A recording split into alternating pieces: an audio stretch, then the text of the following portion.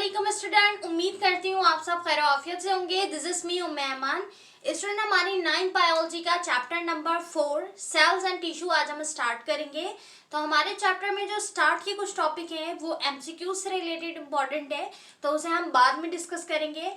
अभी इस चैप्टर में हमारे पास वो टॉपिक जो आपके शॉर्ट क्वेश्चन या लॉन्ग क्वेश्चन के लिए अहम है, हम उसे डिस्कस करते हैं। ठीक है, तो हमारे पास एक टॉपिक है जो कि बहुत ही ज्यादा इंपॉर्टेंट है, आपके पेपर में आ सकता है, दैट इज सेल थ्योरी। तो सेल थ्योरी जो है वो किसने प्रपोज की और कब प्रपोज की और मेन पोस्टुलेट उसके क्या है, आज हम इसे डिस्कस करेंगे। 1839 पे हमारे पास जो है ना वो बायोलॉजी में जो सेल थ्योरी है, यानी सेल से इंपॉर्टेंट जो चीजें हैं उसकी जो पोस्टुलेट है वो बताए गए थे। One of the most important concept, अब इसमें से सबसे ज्यादा एक अहम जो कॉन्सेप्ट है बायोलॉजी में वो क्या है कि सेल जो है वो एक बेसिक स्ट्रक्चर और फंक्शनल यूनिट है। ठीक है, किसका? किसी भी लिविंग ऑर्गेनिज्म का। तो बायोलॉजी में जो हमें सेल से रिलेटेड एक कॉन्सेप्ट मिलता है वो बहुत ही ज्यादा इंपॉर्टेंट है, और वो है क्या कि हमारे पास सेल एक स्ट्रक्चर और फंक्शनल यूनिट है किसी भी लिविंग ऑर्गेनिज्म की। यानी स्टूडेंट, लिविंग ऑर्गेनिज्म की जिंदगी की जो इकाई है वो सेल है। ठीक है, cell is the basic unit of life. Cell से ही जो है वो क्या बनते हैं, टिश्यू बनते हैं, ऑर्गन बनते हैं और फिर पूरा एक ऑर्गेनिज्म बनता है। सही है, तो सेल में सबसे ज्यादा अहम चीज यही है हमारी बॉडी में कि सेल से ही कंपोज्ड हुई है, और बायोलॉजी में हम ज्यादा जो बेसिक और इम्पोर्टेंट चीज कहते हैं वो सेल को कहते हैं। ठीक है, अब हमारे पास जो है ना जो साइंटिस्ट हैं, जो हमारे पास बायोलॉजिस्ट है, साइंटिस्ट हैं जिन्होंने साथ वर्क किया था, वो दो साइंटिस्ट हैं। उन्होंने 1839 में जो है ना वो हमें ये चीजें बताई थी। लेकिन 1855 में रुडोल्फ वर्च्यू, हमारे पास एक जर्मन के फिजिशियन थे यानी डॉक्टर थे, जिन्होंने प्रपोज किया था एक बहुत ही अहम एक्सटेंशन ऑफ सेल थ्योरी को। ठीक है, अच्छा, अब इस सेल थ्योरी में उन्होंने कुछ चीजों को निग्लेक्ट नहीं किया था, ना ही रिफ्यूज किया था, बल्कि इसमें मजीद और चीजें जो है ना वो बताई थी हमें सेल थ्योरी के बारे में, सेल के बारे में। सही, अब हमारे पास 1855 में जो पोस्टुलेट दी गई थी वो ये पोस्टुलेट है, और जो बहुत ही इंपॉर्टेंट है आपके एग्जाम से रिलेटेड। तो पोस्टुलेट नंबर 1 में उन्होंने हमें बताया कि ऑल लिविंग ऑर्गेनिज्म जो है वो बने हैं किससे, एक सेल से और एक से ज्यादा सेल से, यानी कि तमाम लिविंग ऑर्गेनिज्म सेल से बने हैं। अब वो एक हो सकता है यूनिसेल्युलर या फिर वो मल्टी सेल्युलर हो सकता है। दूसरी चीज उन्होंने बताया कि ये जो सेल है स्टूडेंट, ये एक फंडामेंटल यूनिट है, एक फंडामेंटल स्ट्रक्चर है और फंक्शन है किसका, किसी भी लिविंग ऑर्गेनिज्म का। फंडामेंटल यानी बेहद इंपॉर्टेंट यूनिट। तीसरी बात उन्होंने बताया कि the new cell is drive from pre existing cell dividing into 2 by cell division. अब उन्होंने हमें ये बताया कि जो मजीद नए सेल हमें मिलेंगे स्टूडेंट, वो सेल हमें किस तरह मिलेंगे, by the help of pre existing cell, यानी जो पुराने हमारे पास सेल मौजूद है उसी सेल में से क्या होगा, सेल डिवीजन होगी और फिर हमें नए सेल मिलेंगे। जैसे आपके पास जो है ना ये एक सेल है स्टूडेंट, अब ये पुराना जो सेल है इसी सेल से क्या होंगे, डिवाइड होके दो हमें क्या मिलेंगे, डॉटर सेल मिलेंगे। अब इससे सिंगल से मजीद दो डॉटर सेल मिलेंगे, इस सिंगल से मजीद दो डॉटर सेल मिलेंगे। तो इस तरीके से मजीद क्या होगी, जनरेशन टू जनरेशन रिप्रोडक्शन होगी, फिर इस तरीके से मजीद एक सेल से मजीद डॉटर सेल बनेंगे। तो इसी को हम क्या कहते हैं स्टूडेंट, इसी को हम सेल डिवीजन कहते हैं। सही है, इसी को हम क्या कहते हैं, सेल डिवीजन कहते हैं, जिसकी मदद से एक और उससे ज्यादा बहुत सारे सेल हमें मिलते हैं। ठीक है, नंबर 4 पोस्टुलेट पे उन्होंने कहा the cell contain the heredity material, कि सेल जो है ना वो हेरिडिटी मटेरियल को कंटेन करता है। अब ये हेरिडिटी मटेरियल क्या है, जैसे हमारे जीन्स। ठीक है, अब हमारे जीन्स जो है उसमें जो भी जेनेटिक इंफॉर्मेशन है जो हमारे ऑफ स्प्रिंग यानी हमारे पेरेंट्स से हमारे जीन में हमें मिला है, तो वो तमाम जेनेटिक इंफॉर्मेशन या जेनेटिक या हेरिडिटी मटेरियल हमारे सेल में जो है वो क्या होती है, पास होती है, which is passed from generation to generation. सही है, देखिए अब यहाँ पर सेल जो है, इस सेल ने डिवीजन की, एक सेल से दो डॉटर सेल बने, तो जब एक मौजूदा सेल से मजीद नए सेल बन रहे हैं तो इस सेल के अंदर जो हेरिडिटी मटेरियल या जेनेटिक मटेरियल, जो जीन्स में जो स्टोरेज होगी इंफॉर्मेशन, वो इंफॉर्मेशन आगे सेल में भी डिवाइड होगी। जैसे सेल एक सेल से मजीद सेल को बना रहा है, तो उसकी जो जेनेटिक इंफॉर्मेशन है वो भी क्या होगी, जनरेशन टू जनरेशन पास होगी। सही है। तो जो हमारे जो ऑफ स्प्रिंग है यानी हमारे जो पेरेंट्स हैं उनका कुछ हेरिडिटी मटेरियल जो हमारी बॉडी में है, हमारे जो है वो कैरेक्टरिस्टिक्स में पाया जाता है, वो कैसे पाया जाता है, by the help of the cell division. जब सेल डिवीजन होगी तो जनरेशन टू जनरेशन हमारा जितना भी हेरिडिटी मटेरियल है स्टूडेंट वो भी पास आउट होता जाएगा। तो ये 4 पोस्टुलेट है जो कि इम्पोर्टेंट है, मोस्ट इम्पोर्टेंट है आपके एग्जाम से रिलेटेड, मे बी आपके पेपर में पूछ लिया जाए पोस्टुलेट ऑफ सेल थ्योरी। तो ये वो 4 पोस्टुलेट हैं, ठीक है। अब हम डिस्कस करते हैं अपने मजीद टॉपिक को कि हमने जो देखें यहाँ पर सिंपली हमने इसकी पोस्टुलेट को तो समझ लिया कि हमारे पास सेल में कौन कौन से पोस्टुलेट है, मतलब सेल किस तरीके का, सही कि सेल जो है वो जनरेशन टू जनरेशन पास हो रहा है, पुराने सेल से ही नए सेल बन रहे हैं, सेल को बहुत ही इंपॉर्टेंट स्ट्रक्चर और फंक्शनल यूनिट कहा जा रहा है कि सेल के बिना लाइफ ही नहीं होगी। सही है। तो सेल क्या है, किस तरीके का है, किस तरीके से मुख्तलिफ है, ये सारी चीज़ों को अब हम डिस्कस करते हैं। नाउ स्टूडेंट, अगर अब हम बात करें सेल की, स्पेसिफिक इंडिविजुअल अगर हम सेल को समझें स्टूडेंट, तो लिखा है cell are the basic unit of organism. वही बात जो हमने पहले डिस्कस की कि जिंदगी की जो इकाई है, जो सबसे इंपॉर्टेंट थिंग है किसी भी ऑर्गेनिज्म के लिए, वो क्या है, सेल है। क्यों? जब बहुत सारे सेल मिलेंगे आपस में, जब सिमिलर सेल, ठीक है, जब हमारे पास स्टूडेंट सिमिलर सेल कंबाइन होंगे तो फिर वो किसे बनाएंगे, फिर वो बनाएंगे टिश्यू को। सही है, टिश्यू को बनाएंगे। और जब मुख्तलिफ टिश्यू, जब डिफरेंट टिश्यू हमारे पास मिलेंगे स्टूडेंट, तो फिर वो किसको बनाएंगे, वो डिफरेंट टिश्यू बनाएंगे हमारे पास ऑर्गन को, ठीक है, ऑर्गन को। और जब मुख्तलिफ ऑर्गन परफॉर्म करेंगे कुछ मुख्तलिफ फंक्शन, कुछ स्पेसिफिक और इम्पोर्टेंट फंक्शन, तो फिर इस तरीके से एक लाइफ जो है वो क्या करेगी, सर्वाइव हो पाएगी। ठीक है। लाइफ को हम प्रॉपर्ली डिफाइन नहीं करते हैं, जैसा हमने चैप्टर नंबर 1 में डिस्कस किया था। तो बायोलॉजी किसकी स्टडी है, लाइफ की स्टडी है। लाइफ की कोई प्रॉपर डेफिनेशन नहीं है, बट इसमें कुछ हमारे पास कुछ ऐसे फंक्शंस हो रहे होते हैं, फॉलोइंग प्रोसेस हो रहे होते हैं, जिससे हम लाइफ को बता सकते हैं। अब वो फंक्शन, वो प्रोसेस परफॉर्म कौन कर रहा होता है, ऑब्वियसली हमारे पास जो ऑर्गन है वो ऑर्गन परफॉर्म कर रहे होते हैं। अब जैसे स्टूडेंट हमारे पास है रेस्पिरेटरी सिस्टम, ठीक है, जैसे रेस्पिरेशन, तो रेस्पिरेशन वो प्रोसेस है, वो फंक्शन है, वो काम है जो जाहिर करता है लाइफ को। अब रेस्पिरेशन करने के लिए जो ऑर्गन इस्तेमाल हो रहा है ऑब्वियसली वो कौन सा है, लंग्स। तो लंग्स जो ऑर्गन है हमारे पास, वो ऑर्गन कैसे बना है, मुख्तलिफ टिश्यू से बना है।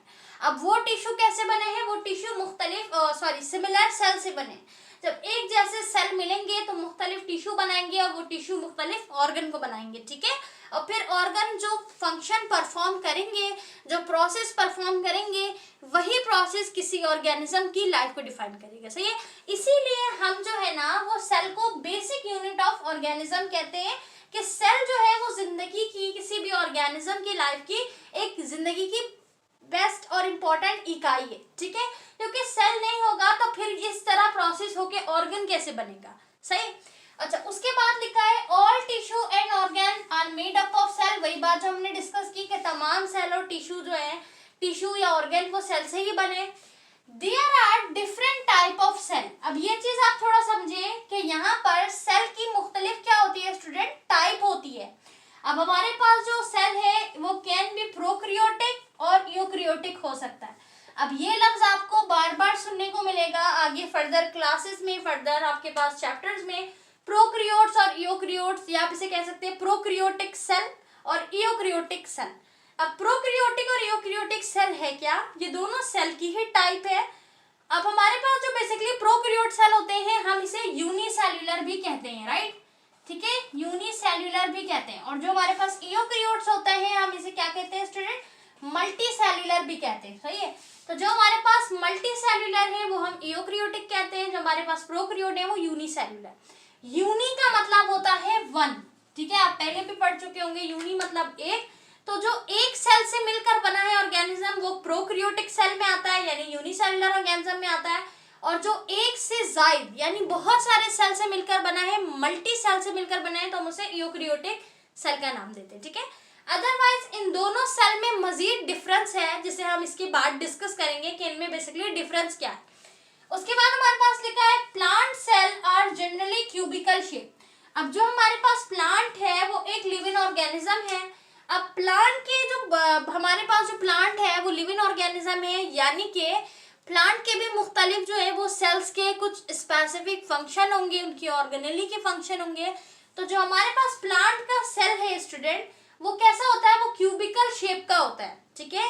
तो आपसे एमसीक्यूज में पूछा जा सकता है कि हमारे पास प्लांट सेल कैसा स्ट्रक्चर है, उसका क्यूबिकल शेप का है, क्यूब नुमा है।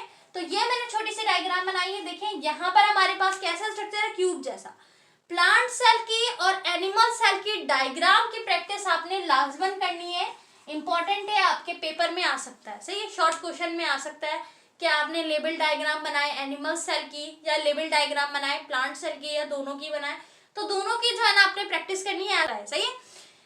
उसके बाद हमारे पास लिखा है कि एनिमल सेल जो है वो यूजुअली स्पेरिकल होता है, ठीक है, इस तरीके से स्पेरिकल होता है, सर्कल नुमा, स्पेयर नुमा।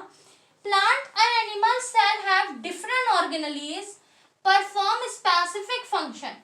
अब हमारे पास प्लांट सेल पे और एनिमल सेल में कुछ मुख्तलिफ ऑर्गेनेलीज भी होते हैं। अब ये ऑर्गेनेलीज क्या है स्टूडेंट, देखिए इस सेल का जो स्ट्रक्चर है वो क्यूबिकल है और इसका स्पेरिकल है, ये बात आपको समझ आ गई। इसके अंदर मैंने मजीद कुछ चीजें बनाई हैं, वो चीजें जो है बेसिकली वही ऑर्गेनेलीज कहलाती हैं।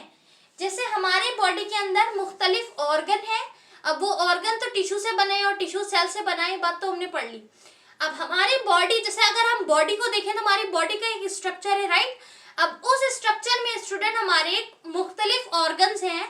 अब हर ऑर्गन का स्ट्रक्चर मुख्तलिफ, हर ऑर्गन का फंक्शन मुख्तलिफ, राइट। हार्ट है, हार्ट का स्ट्रक्चर दूसरा है, लंग्स का स्ट्रक्चर दूसरा है, किडनी का शेप दूसरा है, ठीक है। इस तरीके से मजीद स्ट्रक्चर है उनका जो है ना, वो हमारे जो कनाल है, ठीक है। उसके बाद हमारे जो ईसोफिकस, लिख लें, जो भी चीजें हमारी बॉडी में हमारे ऑर्गन है, सबका स्ट्रक्चर मुख्तलिफ है, फंक्शन मुख्तलिफ है। बिल्कुल इसी तरह एक सेल के अंदर, चाहे वो प्लांट का सेल हो चाहे वो एनिमल का सेल हो, उसके अंदर मुख्तलिफ ऑर्गेनेलीज है, सही है। जैसे माइटोकॉन्ड्रिया है, गोल्जी बॉडी है, तो मजीद ऑर्गेनेलीज है जिससे हम इंशाल्लाह डिस्कस करेंगे। तो वही ऑर्गेनेलीज बेसिकली मुख्तलिफ ऑर्गेनेली तो मुख्तलिफ फंक्शन परफॉर्म करेंगे, सही है। जैसे हमारी बॉडी में ऑर्गन मुख्तलिफ है तो उसका सबका अपना अपना फंक्शन है, इसी तरह मुख्तलिफ ऑर्गेनेलीज मुख्तलिफ फंक्शन को परफॉर्म करेंगी सेल के अंदर, उन्हीं को हम सेल ऑर्गेनेलीज कहते हैं, ठीक है स्टूडेंट। उसके बाद लिखा है सेल कंटेन द इंफॉर्मेशन। अच्छा, ये चीज इंपॉर्टेंट है आपके लिए, जो अभी हमने पोस्टुलेट में भी डिस्कस किया, हेरिडिटी मटेरियल, यानी सेल कुछ इंफॉर्मेशन को कलेक्ट कर रहा है, सेल के पास कुछ इंफॉर्मेशन स्टोर है। अच्छा, किस तरीके से, for creation of new cell. अब वो इंफॉर्मेशन किस चीज की इंफॉर्मेशन है कि वो नए सेल को क्रिएट कर सके, सही है। एक सेल से जो हमारा पास जो हमारा पेरेंट सेल है, यानी हमारा जो मेन सेल है, उस सेल से जो सेल डिवीजन होगी, डॉटर सेल बनेंगे, तो उनके उस सेल को किस तरह क्रिएट करना है, जो इंफॉर्मेशन है, जो जेनेटिक इंफॉर्मेशन है, वही हमारे पास इंफॉर्मेशन जो है वो क्या कहलाती है, हेरिडिटी इंफॉर्मेशन कहलाती है। और वो किसके साथ जो है वो कंटेन होती है, डीएनए में कंटेन होती है। अब डीएनए को अगर हम समझें तो डीएनए की फुल फॉर्म होती है डीऑक्सी राइबो न्यूक्लिक एसिड, ठीक है। बेसिकली डीएनए हमें न्यूक्लिक एसिड से मिला है, न्यूक्लिक एसिड एक बायोमोलिक्यूल है। तो ये एज फर्दर आहिस्ता आहिस्ता हम जब मजीद चैप्टर को कवर करेंगे तो हम सीखेंगे। अभी फिलहाल आप इतना याद रखिए स्टूडेंट कि हमारे पास सेल जो है ना, उस सेल में मुख्तलिफ ऑर्गेनेलीज है। सेल एक बेसिक यूनिट है ऑर्गेनिज्म की। अगर सेल नहीं होगा तो टिश्यू नहीं बनेंगे, टिश्यू नहीं बनेंगे तो ऑर्गन नहीं बनेगा, सही है। तो हमारे सेल जो है ना वो बहुत कीमती है, चाहे वो आरबीसीज हो, डब्ल्यूबीसीज हो, चाहे वो रेड ब्लड सेल हो, व्हाइट ब्लड सेल हो, प्लेटिलेट्स हो, बहुत ज्यादा इंपॉर्टेंट रोल प्ले कर रहे हैं, सही है। सेल जो है ना वो मुख्तलिफ टाइप के होते हैं, प्रोकैरियोट है, यूकैरियोट है, इन दोनों का डिफरेंस क्या है इसे अभी हम डिस्कस कर लेंगे।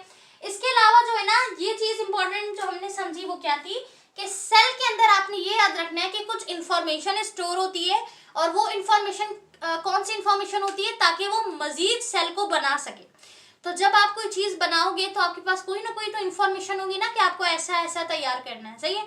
बिल्कुल उसी तरह हमारे पास जो हमारे पेरेंट सेल के पास जो इंफॉर्मेशन होती है ताकि हम उसे डॉटर सेल को बनाएं by the help of cell division, उसी को हम क्या कहते हैं, हेरिडिटी इंफॉर्मेशन कहते हैं, हेरिडिटी मटेरियल्स कहते हैं, मोरोसी खुसूसियात, सही है। तो ये हमें जो है ना ये अच्छा ये कहाँ पे जो है वो कंटेन कर रहा होता है, डीएनए में। बस आप इतना याद रखें कि ये इंफॉर्मेशन डीएनए से लिंक कर रही है, डीएनए पे कंटेन हुई है, सही है। तो ये था हमारे पास सेल का कंप्लीट जो स्ट्रक्चर है, इन्फॉर्मेशन आपकी बुक में दी हुई थी। अब हम समझते हैं प्रोकैरियोट्स और यूकैरियोटिक सेल के दरमियान में क्या डिफरेंस है। Now student, let's talk about what is the difference between prokaryotic and eukaryotic cell. Prokaryotes और यूकैरियोट्स में क्या फर्क है, अब हम अगर इसे समझें तो यहाँ पर हमारे पास लिखा है comparison between prokaryotes and eukaryote. Organisms have membrane bounded organelles and especially membrane bounded nucleus। अब हमारे पास जो सेल है स्टूडेंट, उसमें मुख्तलिफ ऑर्गेनेलीज है, जैसा कि अभी हमने डिस्कस किया। अब उस ऑर्गेनेलीज में एक स्पेशल और इम्पोर्टेंट ऑर्गेनेली होती है, दैट इज न्यूक्लियस। अब जो न्यूक्लियस होता है सेल के अंदर, वो पूरे सेल की एक्टिविटी को कंट्रोल कर रहा होता है, सही है। अब इस न्यूक्लियस का मुख्तलिफ फंक्शन है, इसका स्ट्रक्चर कैसा है, क्या है, किस तरीके का, ये तमाम चीजें हम आगे डिस्कस करेंगे। लेकिन आपने याद रखना है कि वो सेल, अब आपने एक सिंपल सेल ले लिया, अब आपको नहीं पता कि ये सेल प्रोकैरियोट क्या है या यूकैरियोट का है, तो कैसे पता चलेगा। अब उस सेल का जो न्यूक्लियस है, अगर वो मेम्ब्रेन बाउंडेड हुआ, मेम्ब्रेन बाउंडेड से क्या मुराद, अगर हम देखें ये हमारे पास है सेल, ठीक है, इस सेल के अंदर है न्यूक्लियस। अब इस न्यूक्लियस के जो है ना ऊपर एक कवरिंग हुई है, एक मेम्ब्रेन की लेयर है, बॉन्डेड है, तो ये हमारे पास मेम्ब्रेन बॉन्डेड प्रॉपर न्यूक्लियस अगर होगा तो ये हमारे पास सेल कौन सा होगा, ये सेल हमारे पास यूकैरियोटिक सेल होगा, सही है। और अगर सेल के अंदर न्यूक्लियस तो है लेकिन वो प्रॉपर मेम्ब्रेन बॉन्डेड नहीं है, तो वो हमारे पास कैसा होगा, फिर वो प्रोकैरियोटिक सेल होगा, सही है। तो लिखा है वो ऑर्गेनिज्म जिनके सेल के अंदर मेम्ब्रेन बॉन्डेड न्यूक्लियस हो, उसे हम क्या कहते हैं, उसे हम यूकैरियोट्स कहते हैं। अब यूकैरियोट जो है वो एक ग्रीक वर्ड है, ये आपने याद रखना है, एमसीक्यूज में पूछा जा सकता है कि यूकैरियोट हमारे पास क्या है, एक ग्रीक वर्ड है जिसमें से यू का मतलब होता है ट्रूली एंड वेल, यानी कि सही तरीके से और बहुत ही वेल, अच्छे तरीके से। और क्रियोट जो निकला है वो क्रियोन से निकला है, जिसका मतलब होता है न्यूक्लियस। तो बिल्कुल प्रॉपर और well defined membrane bounded nucleus होगा, तो वो सेल हमारे पास जो है ना वो यूकैरियोटिक सेल कहलाएगा या यूकैरियोट्स कहलाएगा, सही है।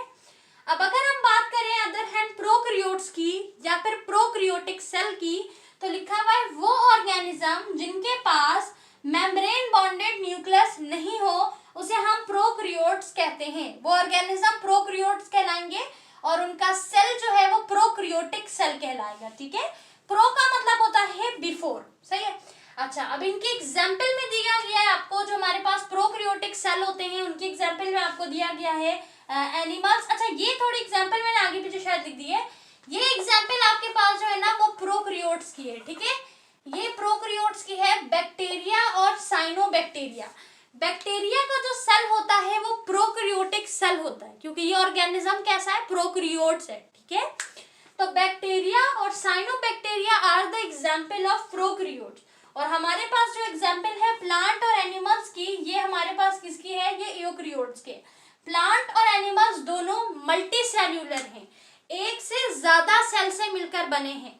इनका सेल प्रोकैरियोटिक नहीं बल्कि यूकैरियोटिक सेल कहलाएगा और ये ऑर्गेनिज्म हमारे पास यूकैरियोट्स कहलाएंगे, ठीक है। तो एग्जाम्पल आगे पीछे हो गई है, आपने याद रखना है। बैक्टीरिया और साइनोबैक्टीरिया प्रोकैरियोट की एग्जाम्पल है, एनिमल्स और प्लांट जो है हमारे पास वो यूकैरियोट्स की एग्जाम्पल है, ठीक है। और इनके सेल को हम प्रोकैरियोटिक सेल या यूकैरियोटिक सेल कहेंगे। अब इस प्रोकैरियोटिक और यूकैरियोटिक सेल के दरमियान में क्या फर्क है, तो अगर हम देखें तो हमारी बुक में बहुत सारी चीजें लिखी हुई हैं, उनमें से कुछ चीजें मैंने आपको समझाने के लिए यहाँ लिखी है।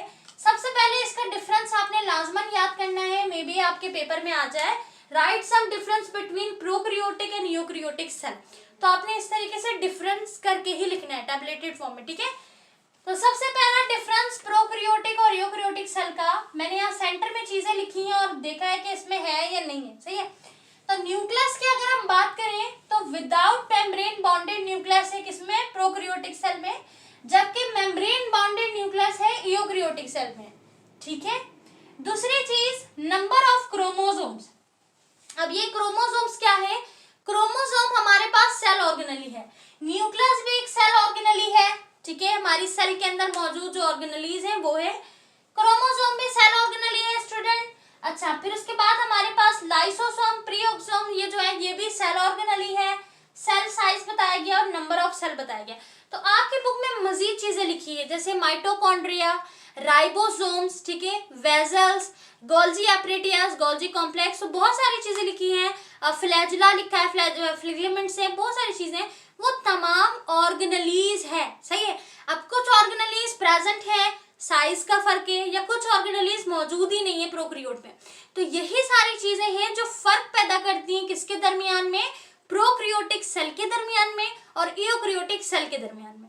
और ये सेल हमारे पास कौन से हैं, जब प्रोकैरियोट होगा तो प्रोकैरियोटिक सेल, जब यूकैरियोट होगा तो यूकैरियोटिक सेल, ठीक है। और प्रोकैरियोट कौन से ऑर्गेनिज्म, वो ऑर्गेनिज्म जिनके सेल के अंदर proper nucleus, membrane bonded nucleus मौजूद ना हो, ठीक है। और वो सेल हमारे पास जिसके अंदर प्रॉपर मेम्ब्रेन बॉन्डेड न्यूक्लियस मौजूद हो स्टूडेंट, वो यूकैरियोट्स कहलाते हैं, यानी मल्टी सेल्यूलर ऑर्गेनिज्म। एग्जाम्पल आपके पास है प्लांट और एनिमल्स, सही है। और प्रोकैरियोट में आपके पास एग्जाम्पल है बैक्टीरिया और साइनोबैक्टीरिया। अब इनके सेल में जो फर्क है वो किसका है, इन्हीं ऑर्गेनेलीज का फर्क है, ठीक है स्टूडेंट। अब देखिए दूसरी चीज हमारे पास लिखी है क्रोमोसोम्स की, नंबर ऑफ क्रोमोसोम्स। तो यहाँ पर जो प्रोकैरियोटिक सेल होता है उसमें एक ही होता है, और वो भी ट्रू प्रॉपर, जो इसका क्रोमोसोम्स हम कह रहे हैं ऑर्गेनेली जो है, ये प्रॉपर मौजूद नहीं होती प्रोकैरियोट में। जबकि हमारे पास जो यूकैरियोटिक सेल है इसमें प्रॉपर होती है और एक से ज्यादा होती है, एक नहीं होती, मोर देन वन होती है, एक से ज्यादा, ठीक है। ट्रू मेम्ब्रेन बॉन्डेड ऑर्गेनेलीज, अब जो भी ऑर्गेनेलीज है वो सही से मेम्ब्रेन बॉन्डेड है या नहीं, तो जितनी भी ऑर्गेनेली होगी वो मेम्ब्रेन बॉन्डेड होगी, किसमें, प्रोकैरियोटिक सेल में नहीं, यूकैरियोटिक सेल में, सही है। तो यूकैरियोटिक सेल में तमाम ऑर्गेनेली कैसी होगी, मेम्ब्रेन बॉन्डेड होगी, वेल होंगी, बिल्कुल ट्रूली होंगी। लेकिन हमारे पास जो प्रोकैरियोट है उसमें कैसी होंगी, एब्सेंट होगी। अगर होंगी तो फिर वो मेम्ब्रेन बॉन्डेड प्रॉपर्ली नहीं होंगी या फिर एब्सेंट होंगी, सही है। लाइसोसोम्स और प्रियोक्सोम, इसमें एब्सेंट है, इसमें प्रेजेंट है। सेल साइज की अगर हम बात करें तो इसका 1 से लेकर 10 तक है, जबकि इसका 1 से 1000 तक है। इतना बड़ा सेल हो सकता है क्योंकि ऑब्वियसली इतनी सारी ऑर्गेनेलीज है और सारी मेम्ब्रेन बॉन्डेड है, तो हमारा जो यूकैरियोटिक सेल है स्टूडेंट वो ज्यादा कॉम्प्लेक्स होगा। कॉम्प्लेक्स का मतलब होता है पेचीदा, सही है, जिसे स्टडी करना थोड़ा डिफिकल्ट होगा। अगर हम उसकी जो है ना वो ऑर्गेनेलीज को डिस्कस करें, जिसे हम साइटोलॉजी कहते हैं, सेल बायोलॉजी, तो उसमें हमारे पास ज्यादा कॉम्प्लेक्स सेल कौन सा होगा, यूकैरियोटिक सेल होगा, ठीक है, प्लांट और एनिमल का सेल, क्योंकि उसमें ज्यादा ऑर्गेनेली है और सारे ऑर्गेनेली मेम्ब्रेन बॉन्डेड है, ठीक है। जबकि हमारे पास प्रोकैरियोट जो है वो लेस कॉम्प्लेक्स होगा, किसके कंपेयर, यूकैरियोटिक सेल के, सही है। उसके बाद यहाँ पे लिखा है लास्ट में नंबर ऑफ सेल, यानी कि सेल की तादाद अगर हम देखें तो यूनिसेल्युलर है, एक ही सेल होगा, ठीक है। पूरी बॉडी जो मतलब पूरा फंक्शन, पूरी बॉडी, पूरे ऑर्गन कंसिस्ट करे एक ही सेल पर, सही है। प्रोकैरियोट्स हमारे पास एक ही है, प्रो मतलब आप 1 भी ले सकते हैं, यूनि मीन्स 1, एक ही सेल पर मुश्तमिल। जबकि मल्टी सेल्युलर और यूनिसेल्युलर दोनों होंगे किसमें, यूकैरियोटिक सेल में, सही है। तो अगर हम दोबारा से समअप करें कि आज की इस वीडियो में हमने क्या चीजें समझी, तो हम सबसे पहले सेल की थ्योरी को डिस्कस कर रहे थे, ठीक है, उसके पोस्टुलेट को। फिर वहीं से हमने ये समझा कि सेल है क्या, तो मुख्तलिफ चीजें हमारे सामने आई कि सेल एक बेसिक यूनिट है, स्ट्रक्चर और फंक्शनल है, जिसमें उसकी मुख्तलिफ टाइप है। तो फिर हम टाइप की तरफ आ गए और हमने टाइप में डिस्कस किया प्रोकैरियोट्स और यूकैरियोट्स को, कि भाई प्रोकैरियोट और यूकैरियोट नाम के भी सेल होते हैं। जब हमने इनमें कंपैरिजन किया, फर्क देखा कि ये है क्या, तो हमने समझा कि यूकैरियोट हमारे पास है क्या, यूकैरियोट ऐसा सेल जिसमें प्रॉपर मेम्ब्रेन बॉन्डेड न्यूक्लियस हो, ठीक है। फिर हमने देखा इसके बिल्कुल अपोजिट, इसके बिल्कुल बरक्स, वो सेल जिसके अंदर प्रॉपर न्यूक्लियस ना हो स्टूडेंट, वो हमारे पास जो है वो क्या है, प्रोकैरियोट है, सही। जबकि यूकैरियोट क्या है, हमारे पास प्रॉपर न्यूक्लियस हो।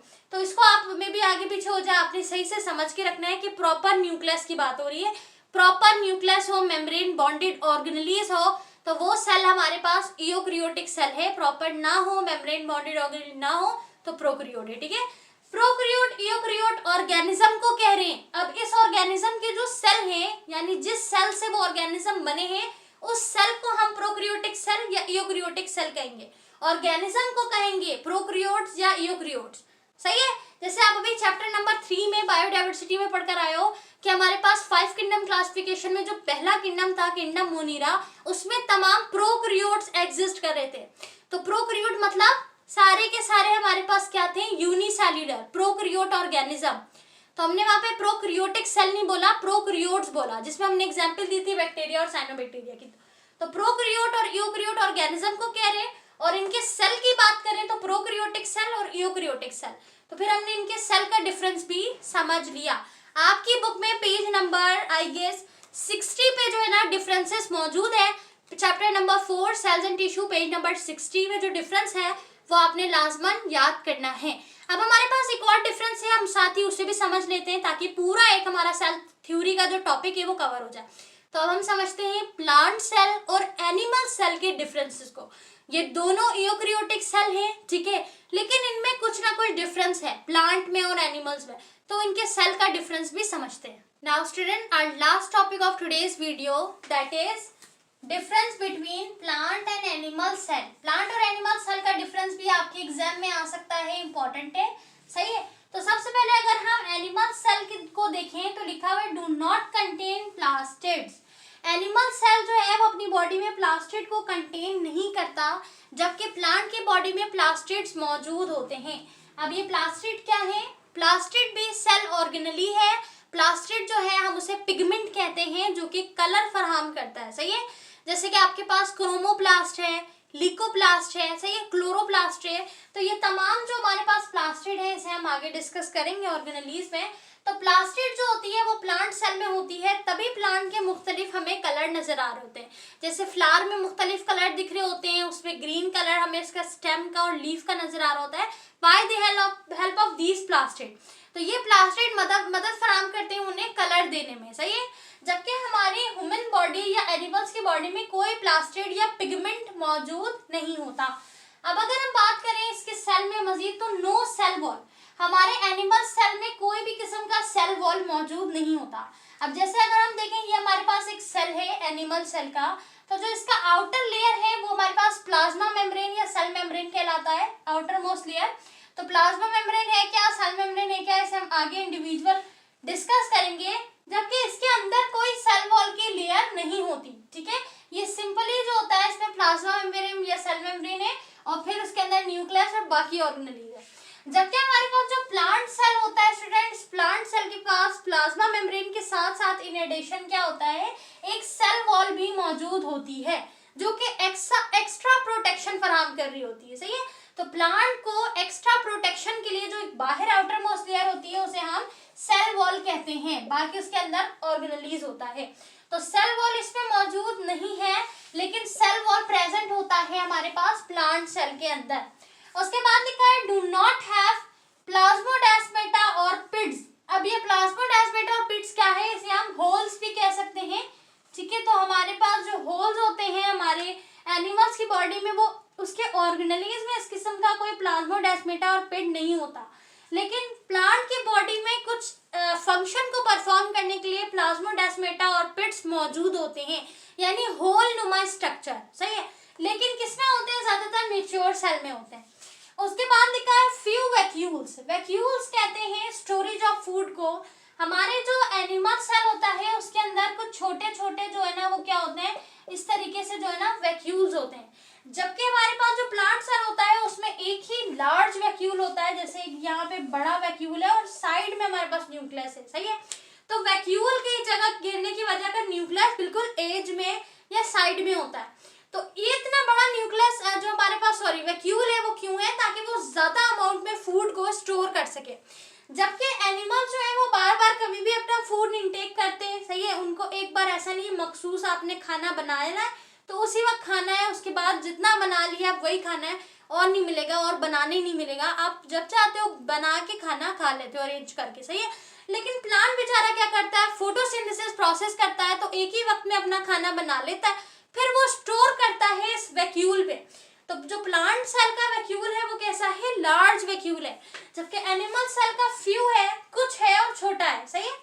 उसके बाद लिखा है nucleus at place central of the cytoplasm. Centre में मौजूद होता है न्यूक्लियस जो कि मजीद सेल की एक्टिविटी को होल्ड करता है, कंट्रोल करता है, ठीक है। जबकि हमारे पास प्लांट में जो न्यूक्लियस है वो एज में या पेरिफेर ऑफ द मैच्योर सेल, जो हमारा मैच्योर सेल होता है प्लांट का, उसका जो न्यूक्लियस होता है वो एज में कहते हैं साइड्स में या फिर पेरिफेर। एज मतलब साइड में। ज्यादातर जो हमारे प्लाज्मा मेम्ब्रेन और सेल मेम्ब्रेन की सेल वॉल की जो एज है, साइड्स है, वहां पर होता है, क्योंकि आधे से ज्यादा जगह तो वैक्यूल ने लिया हुआ होता है, सही है। उसके बाद लिखा है animal cell contain centrioles, centrioles again cell organelle है जो कि सेल डिवीजन में मदद दे रही होती है। सेल डिवीजन में जो सेपरेशन का काम करती है, जब एक सेल डिवीजन डॉटर सेल को बना देता है तो उनको अलग करने के लिए जो हमारे पास फाइबर्स हैं, मजीद चीजें हैं, वो हमारे पास बेसिकली क्रोमोसोम, सेंट्रियोल्स की मदद से ही हमें मिलती है। तो सेंट्रियोल्स एक सेल ऑर्गेनेली है जो कि एनिमल के सेल के अंदर होती है, लेकिन प्लांट सेल में इतनी ज्यादा अमाउंट में नहीं होती, ठीक है।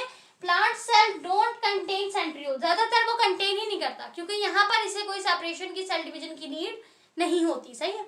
आगे हमारे पास लिखा है plant animal cell contain lysosomes, lysosome again cell organelle है। तो एनिमल सेल के अंदर लाइसोसोम्स होता है ताकि वो क्या कर सके, कंटेन करती है कुछ एंजाइम को जो कि मदद देते हैं, डाइजेस्ट करते हैं सेल्यूलर मॉलिक्यूल को। यानी हमने जो भी मॉलिक्यूल इनटेक किया है अपने फूड में, अपने मोड ऑफ न्यूट्रिशन में, जैसे हमने कुछ कार्बोहाइड्रेट को खाया, कुछ ग्लूकोज, हमने कुछ जो है लिपिड्स को, कुछ प्रोटीन वाली चीजों को खाया, तो अब उसे जो डाइजेशन करेगा वो लाइसोसोम्स रिस्पॉन्सिबल है कि वो कुछ एंजाइम को रिलीज करेगा और वो एंजाइम डाइजेशन करने में मदद देंगे, सही है। एंजाइम क्या है हमारे पास, लाइसोसोम्स क्या है, ये सारी चीजें क्या है, ये सब हम आगे फर्दर डिस्कस करेंगे। बस आपने ये याद रखना है कि हमारे पास एनिमल्स की जो सेल होता है उसमें प्रॉपर ऑर्गेनेलीज होते हैं जो कि प्रॉपर फंक्शन फराहम कर होते हैं। अब प्लांट सेल एक प्रोकैरियोट नहीं बल्कि यूकैरियोट ही है, उसमें भी ऑर्गेनेलीज हैं, वो भी मेम्ब्रेन बाउंडेड, लेकिन क्या वो अपने फंक्शन के लिहाज से हैं, और यही चीज फर्क करती है किसमें, प्लांट सेल और एनिमल सेल में, ठीक है स्टूडेंट।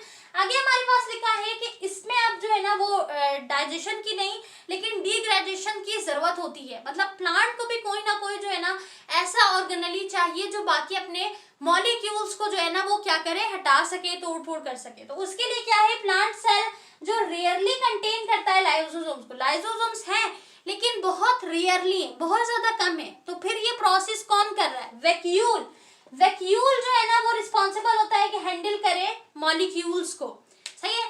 तो कुछ ऑर्गेनेलीज जो है उनकी पोजीशन में डिफरेंस है, कुछ ऑर्गेनेलीज के फंक्शन में डिफरेंस है, तो यही छोटे छोटे डिफरेंस जो है ना वो क्रिएट करते हैं huge difference between animals and plants cell, सही है।